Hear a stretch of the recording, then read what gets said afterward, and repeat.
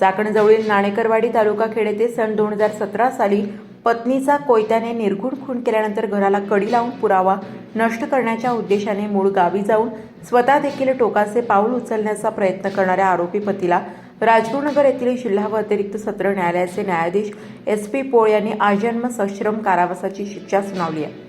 प्रल्हाद नरहरी रुपनर वय 35 राहणार ममदापुरा तालुका अंबाजोगाई जिल्हा बीड असे शिक्षा झालेल्या आरोपीचे नाव आहे। आरोपी प्रल्हाद नरहरी रुपनर हा पत्नी व 2 मुलांसह नाणेकरवाडी चाकण येथे कामानिमित्ताने भाड्याने खोली घेऊन राहत होता। त्याची पत्नी यशोदा प्रल्हाद रुपनर वय 25 हिच्याशी गावाकडील जमिनीवरून भांडणे होत होती। दिनांक 18 नोव्हेंबर 2017 रोजी सायंकाळी 6:30 वाजण्याच्या सुमारास जमिनीच्या वादातून त्यांच्यात भांडणे झाली। त्यावेळी प्रल्हाद रुपनर याने पत्नीच्या तोंडात कापडाचा बोळा कोंबून तिच्या डोक्यात तोंडावर कोयत्याने सपासप वार करून तिचा निर्घृण खून केला।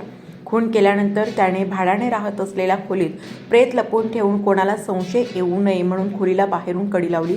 पुरावा नष्ट करण्याच्या उद्देशाने तो त्याच्या मूळगावी बीड येथे निघून गेला।